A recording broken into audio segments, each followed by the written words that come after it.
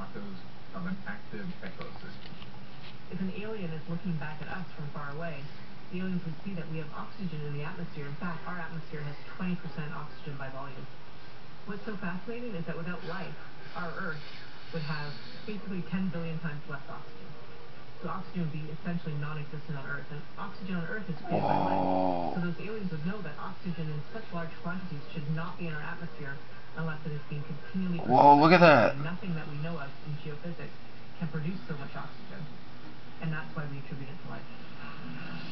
Aliens might see that our planet supports life, but they might not that see is that so Earth is wild. technologically advanced. They would have to look carefully to detect Crazy. things. Oh, wow. What the? Oh, that was... Reading the colors of our world and the millions of telling you, others wait like till it you out see in that the other one. universe would be easy for an advanced alien civilization. Unfortunately, it is not yet easy for us. Spotting exoplanets pushes the limits of... Man, some newscasters need to go out there or something, I swear. We need a new set of tools. And look through the camera. I don't think people can see this with their eyes or something, but you can see it through the cams, you know. Obviously pretty good. I guess there's teachers. Dimitar's wife, Sheila, paints scenes of deep space inspired by his research on the Kepler planet-finding probe. This is the kind of thing we want to discover with Kepler. A transiting planet, there is a moon around it. That will be great. So there it is. That's the planet with life on it, right here. We have a big problem. This challenge relates to our inability to measure the colors of the star or the planet separately with very high precision. And the challenge is about a factor of 10 to 100 beyond what current technology works.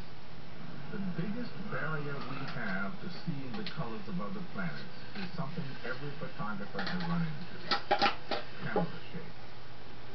If you take a picture in the dark, you need as much light as possible, which means you can't move the camera, or you get a blurry image.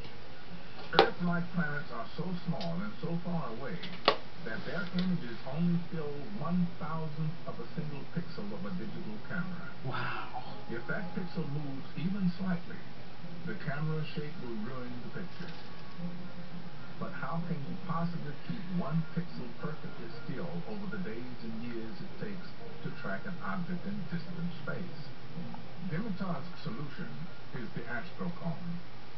It uses lasers to keep a telescope's camera sensor precisely calibrated over a period of decades. The astrocomb that you see here is the technological breakthrough which was needed to bridge that gap. When we see the true colors of other worlds, we will know where and how life is distributed across the universe. And the next phase of our quest for alien life will begin. Where will it take us? What exciting new worlds will we see? What new and unexpected creatures might live on them? Biologists think that life out there might look Earth-like, but it won't look human. With so many planets out there, so many chances of life, we could have human-like relatives on a faraway Earth. Creatures like us, perhaps as anxious as we are to know if they are alone in the universe. Right on. As our tools improve, so do our odds of finding them. You know, I hear what they're saying. It hasn't been for 500 years that people have tried to discover planets around other there's stars. going to be all kinds of different life out there. And the best is yet to come. And that it's going to be weird based on the atmosphere and makeup of the planet. But the point is, any planet that can send beings to us in a ship have to pretty much look like we do in order to have the dexterity to build. You know, fingers flexible, Our eternal you know, inquiries arms. about alien life and our persistent fear of it both rise from the same source. The quest to understand our place in the family of life forms that populate the cosmos. Know that, and we'll know the destiny of human Whoa, life. look. What the heck? Over 3,000 years There it is again. Whoa. What the? Why did that come on? Why did my screensaver come on? I don't know. Oh my God, that's beautiful. That Wow. is so beautiful.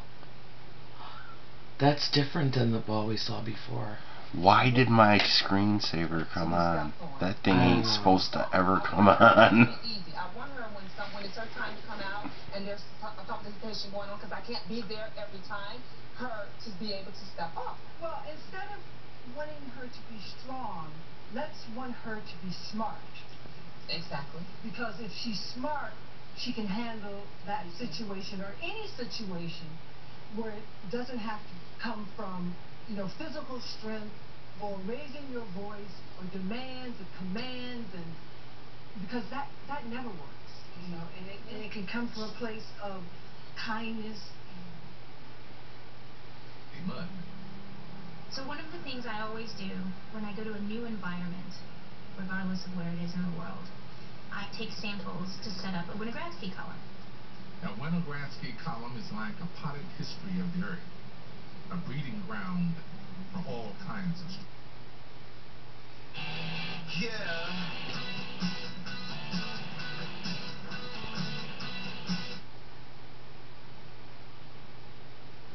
About this.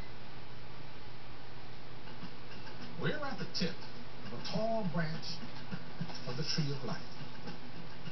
Down in the deepest roots are microbes with bodies of just a single cell. But each microbe's biology is just like ours. No matter how different. Alright people, this is about to go off. So there'll be another part. Every living organism we know belongs somewhere on this tree. But Got why like did a the minute tree left. grow in the first place? To solve that mystery, we have to find the seed. Scientists don't know much about this seed, but they are sure about one thing. Every living organism on Earth shares one common feature, a tough outer layer that separates it from the world outside. Every cell has a membrane. The first seeds of life must have had one too. Well, we think we need this kind of primitive cell membrane to keep the genetic molecules trapped inside. You can't just have everything diffusing around. You have to have things compartmentalized. Jack Shostak at Harvard Medical School is on a quest to solve one of life's biggest mysteries. How the earliest life forms walled themselves